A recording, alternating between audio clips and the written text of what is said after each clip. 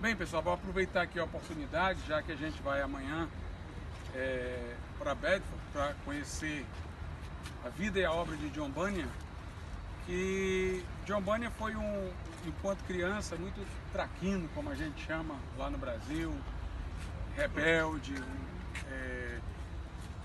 dizia muitos palavrões, desobedecia muito ao pai, mas em determinado momento da sua vida ele começou a sentir a gravidade também do seu pecado, se angustiou muito por isso e ele resolveu começar a ir para a igreja, começar a ler a Bíblia, casou-se e pelo menos assim da sua vida exteriormente mais, digamos assim, depravada, ele saiu, passou a ser um bom pai de família, um bom esposo, um homem que ia à igreja, mas ainda não sentia a segurança da sua salvação. Durante a Guerra Civil Inglesa, quando o parlamento e o rei se desentenderam, e a partir de um determinado momento, inclusive, foi Oliver Cromwell quem começou a liderar o exército do parlamento contra o rei Carlos I, o John Bunyan lutou nessa guerra. Dizia ele até que lutou porque ele buscava até uma causa para a vida dele e considerava a causa do parlamento, que era a causa também ligada ao puritanismo, como sendo uma causa justa. E ele, por outro lado, sentia-se extremamente constrangido de ferir alguém. Várias vezes ele foi repreendido porque hesitou em atirar, né? Sentiu que era uma coisa, digamos assim, grotesca tirar a vida do ser humano. E uma vez, durante a guerra, ele estava com um colega e recebeu ordem para ir para uma determinada direção. E o colega disse, não, deixa que eu vou. E o colega foi e foi alvejado. Isso também o angustiou profundamente, né? Porque é como se aquela pessoa tivesse morrido quando ele era para ter morrido. E mais uma vez vinha a pergunta dele, e se eu morrer, para onde eu vou? O que será de mim? Uma vez, entretanto, ele viu algumas mulheres muito alegres falando de Jesus e ele olhou para aquelas mulheres, eu não tenho essa paz, eu não posso falar de Jesus com essa experiência que elas têm, com essa proximidade. E as mulheres o evangelizaram e o conduziram a uma experiência mais profunda e pessoal com Deus, e aí ele encontrou salvação para a sua alma. Ele tornou-se então um pregador, foi para a Igreja Batista, tornou-se um batista, tornou-se também um pregador, e naquele tempo os batistas, eles dirigiam-se às pessoas mais simples, né? Alcançavam o público mais pobre, pessoas de trabalhos manuais. O próprio John Bunyan, ele era não sei como é que dá a expressão, um funileiro, vendia panelas, essas coisas que são feitas com ferro e tudo mais. E ele começou a pregar para essa comunidade. No primeiro momento pôde pregar até mais livremente, mas quando houve a restauração da monarquia, como uma forma de revanche contra a época em que os puritanos fizeram uma oposição ao rei, inclusive o rei Carlos I foi decapitado e passou a haver uma república, um governo parlamentar muito, digamos assim, instável até, porque era o período revolucionário. Então, e depois a monarquia foi restaurada e Carlos II, filho de Carlos I, que estava na França, veio ao reocupou o trono, e muito por causa da interferência dos escoceses, dos presbiterianos. E quando ele voltou ao trono, foi até um tiro no pé para os presbiterianos.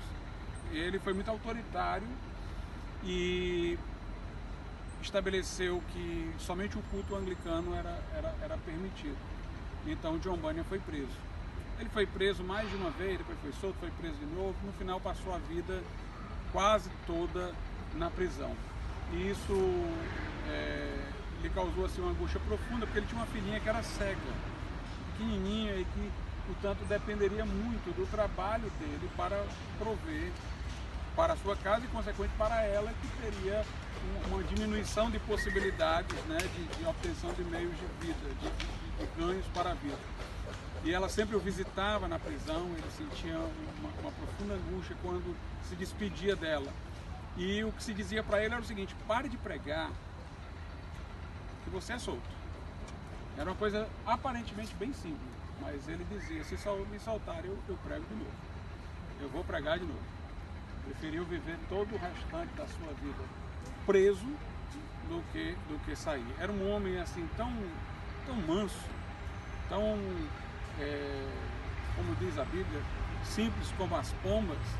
Teve uma época que teve uma peste, havia muita doença na Inglaterra. O carcereiro confiava tanto nele, ele evangelizava o carcereiro.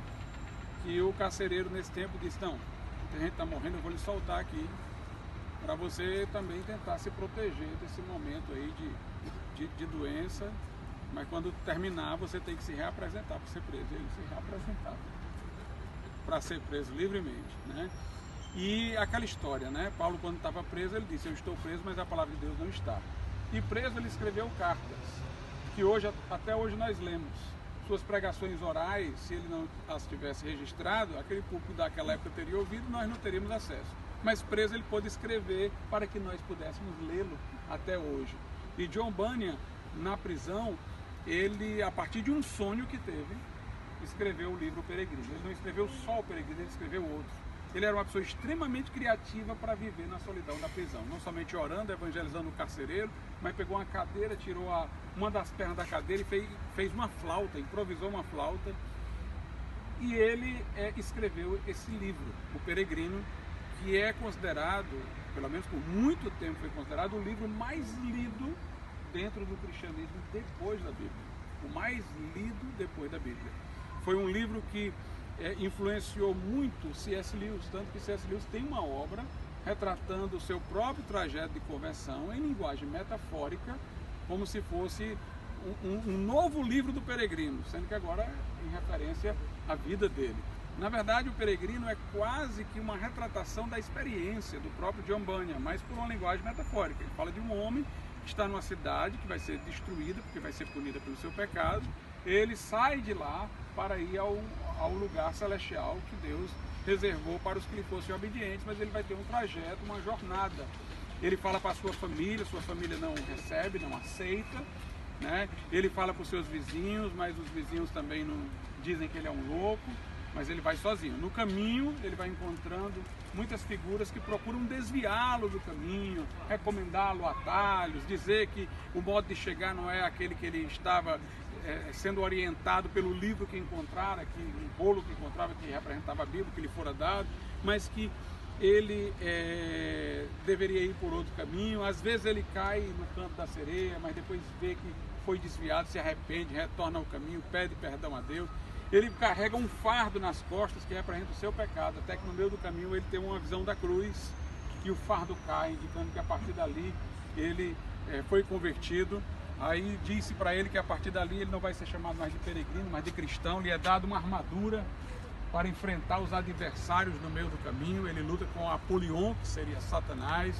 Tem um momento que ele passa entre animais ferozes, né? E o que é recomendado para ele é que ele não se desvie por esses animais ferozes, ele olhe para frente, porque eles não poderão atingi-lo, indicando que se nós confiarmos em Deus, o mal não nos pode atingir, né? Mas a orientação que é dada para ele é: se você olhar para os animais e aceitar a ferocidade deles e ficar com medo, então você tem que passar seguro, confiante em Deus. Aí ele atravessa, não é atingido, e finalmente ele chega à cidade celestial, que representa o céu. No meio do caminho também ele encontra um bom companheiro, que é fiel, que antes dele é sacrificado, é queimado vivo na Feira das Vaidades, que seria um local onde a pregação cristã é rejeitada, os costumes do mundo são celebrados, mas ele vê o fiel subindo para o céu enquanto as chamas iam devorando o seu corpo, né?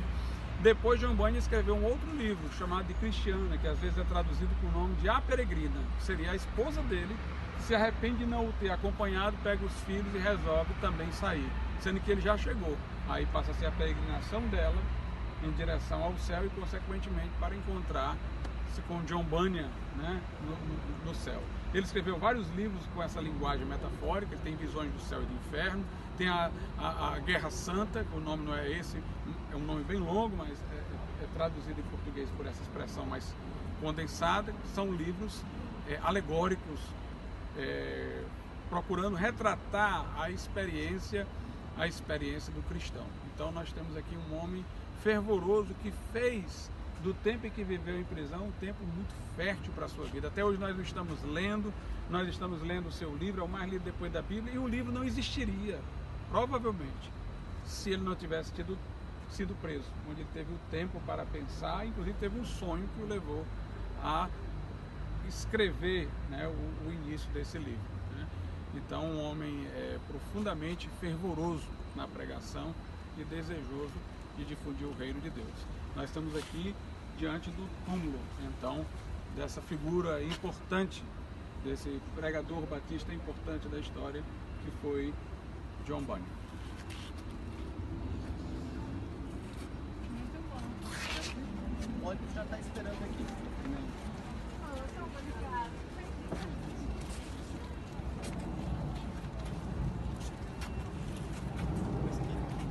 Cadê o esquilo? Ele quer comida, deixa eu pegar. Ele quer comida.